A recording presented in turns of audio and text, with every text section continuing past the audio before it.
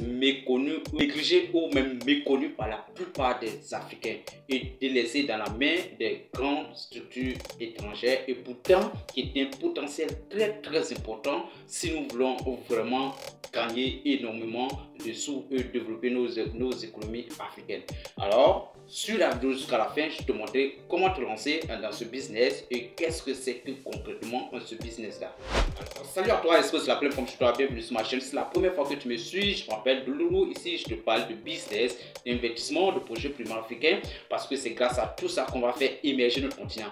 Si ce sont des thématiques qui t'intéressent, si tu veux participer à l'émergence de l'Afrique, à gagner beaucoup, énormément de sous en Afrique et à saisir le maximum d'opportunités, alors je te demande donc de t'abonner, d'activer la cloche de notification pour ne rater aucune des vidéos business avec budget à l'appui que je publie régulièrement sur cette chaîne. Et sur cette vidéo, j'ai décidé d'échanger avec toi d'un business qui est négligé et voire même méconnu par beaucoup d'Africains, pourtant qui représente un potentiel économique très énorme pour notre continent.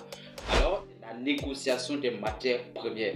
Il y a peu d'entreprises africaines, il y a peu de personnes africaines qui se lancent dans ce business. Or, pourtant, c'est un business qui peut rapporter beaucoup plus de milliards à l'Afrique. Alors, dans cette vidéo, je vais te montrer ce que c'est que la négociation des matières premières et comment est-ce que tu dois te lancer dans la négociation des matières premières en Afrique. Alors, David, en quelques mots, la négociation des matières premières, c'est une activité qui consiste à acheter ou à vendre des ressources naturelles telles que le gaz, le pétrole, les produits agricoles et tout ça. Donc, c'est une activité en quelque sorte qui vous permet d'échanger des ressources naturelles provenant de l'Afrique. Vous voyez que c'est une activité très importante puisque l'Afrique est le continent qui détient le plus de matières premières, ressources naturelles dans le monde.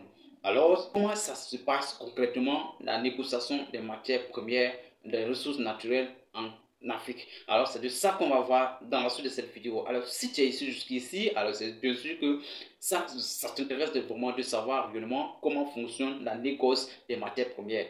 Alors, allons-y pour voir réellement 7 étapes à suivre pour vous lancer dans la négociation des matières premières.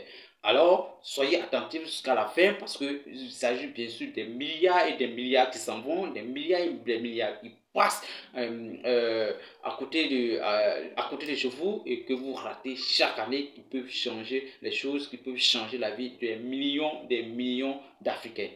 Donc, si vous souhaitez vraiment vous lancer dans la négociation des matières premières en Afrique, voici pour vous les étapes à suivre. La première étape à suivre, c'est d'abord l'étude du marché. C'est vrai que c'est une opportunité, mais il ne faut pas se lancer comme ça hasardement.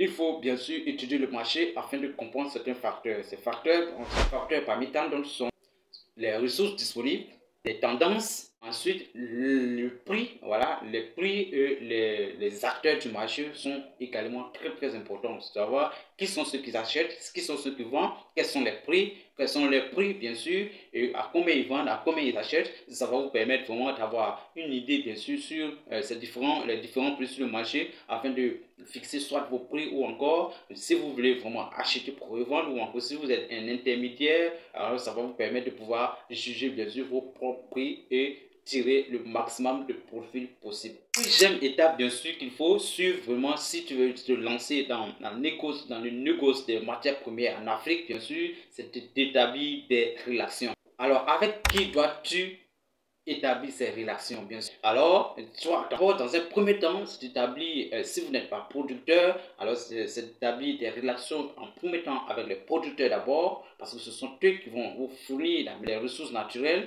et surtout, lorsqu'il s'agit bien sûr des matières agricoles, ce sont très importants, parce que ce sont les premiers acteurs du domaine. Les relations avec le gouvernement, parce que bien sûr, avec le gouvernement, c'est très important, ça va vous permettre soit d'avoir les papiers nécessaires, les autorisations nécessaires, les permis, tous les documents nécessaires pour pouvoir exploiter, pour pouvoir faire les négociations des matières premières. Aussi, montrer un peu votre clarité, ça va montrer un peu, ça va permettre aux gens d'avoir plus confiance à vous si vous avez des autorisations nécessaires pour faire la négociation des matières premières.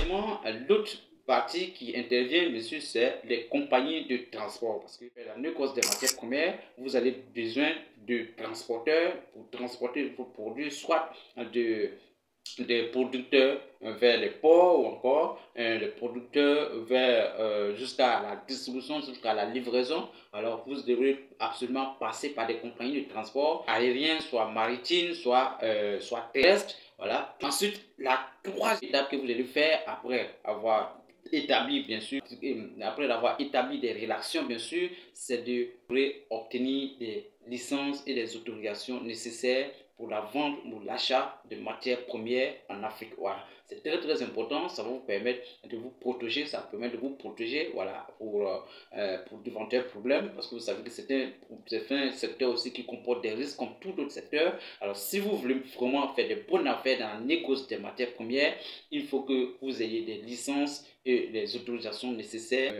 pour vendre ou acheter des matières premières. De toute façon, la quatrième étape, bien sûr, après avoir obtenu des autorisations et des licences, bien sûr, établir un plan d'affaires. C'est très important. En business, il faut toujours établir un plan d'affaires. Et c'est ce plan qui va vous permettre de pouvoir vous orienter à tout moment et aussi de ne pas vraiment oublier vos objectifs, de vous fixer, bien sûr, les bons objectifs.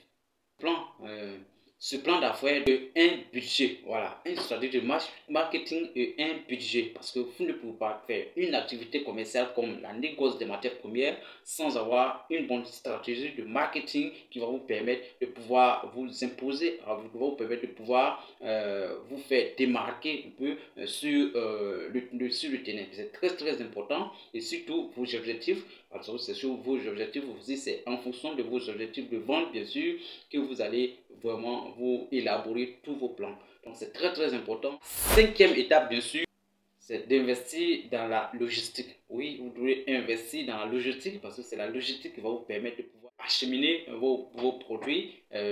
Donc, si vous avez vraiment une logistique, une bonne logistique, ça va vous permettre de pouvoir transporter vos produits de façon plus fiable même à l'international. Et la sixième et avant-dernière étape à suivre si vous voulez vraiment vous lancer dans la négoce des matières premières, c'est de vous établir des partenariats sur le plan international comme sur le plan national. Si vous êtes intermédiaire, par exemple, si vous êtes intermédiaire dans la négociation, voilà, vous mettez en corrélation des acheteurs et bien sûr des vendeurs. Là, vous n'avez pas besoin de faire tous ces investissements, mais je vous donne le plan complexe pour vraiment vous lancer dans les vraiment bons affaires de négociation de matières premières. Je ne sais pas si vous voyez un peu ce que je veux dire, mais c'est le niveau très très élevé. Mais d'un autre côté, nous allons parler dans une autre vidéo. Mais ce que je suis en train de dire dans la vidéo, c'est processus complet. Voilà, le processus complet et très très efficace, voilà, pour pouvoir se faire le maximum d'argent possible. Et ça demande énormément d'investissement. C'est pourquoi vous devez partager la vidéo parce que beaucoup d'Africains qui sont à la diaspora et autres ont beaucoup plus d'argent et peuvent mener cette activité. Donc, comme je le disais, établir des partenariats, c'est très très important. Ça va vous permettre de pouvoir écouler vos produits sur le plan international et aussi avec des structures de transformation. Voilà, des structures de transformation qui vont vous permettre de vendre vos produits de façon plus directe. Si vous êtes producteur surtout, alors ça va vous permettre de pouvoir vendre directement vos produits et gagner encore plus d'argent parce que si il y a beaucoup plus d'intermédiaires, alors plus le prix devient encore plus cher et le produit a des difficultés à se vendre. Mais si c'est directement de façon plus directe, alors vous verrez que les prix seront plus abordables et vous serez aussi plus efficace que d'autres. Donc j'insiste beaucoup à partager la vidéo pour qu'elle arrive aux paysans, à tous ceux qui sont dans le secteur de l'agriculture. Voilà, ça va leur permettre de tirer le maximum possible de leur production agricole. Parce qu'il y a des productions agricoles qui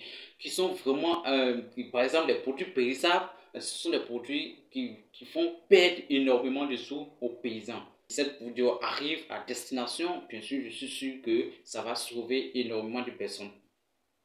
Ensuite, dernière étape aussi très très important, après avoir fait tout ce que nous avons vu précédemment, alors il sera nécessaire de mettre en place un système de surveillance pour surveiller bien sûr l'évolution de votre business, pour surveiller le prix, par exemple sur le marché, pour surveiller l'actualité sur le marché, pour permettre de ne pas vraiment tomber dans des situations très désagréables. Voilà, ou aussi pour permettre aussi de pouvoir voir à quel moment vos produits sont disponibles et à quel moment vous devrez vendre, à quel moment vous devez stocker, à quel moment ce que je vais partager avec vous. Mais sachez que c'est un secteur très complexe, que ça comporte également des risques. Voilà, ce que je partage avec vous, c'est bien sûr de vous permettre de pouvoir voir un peu les étapes, voilà, d'analyser plus, de faire encore plus de recherches.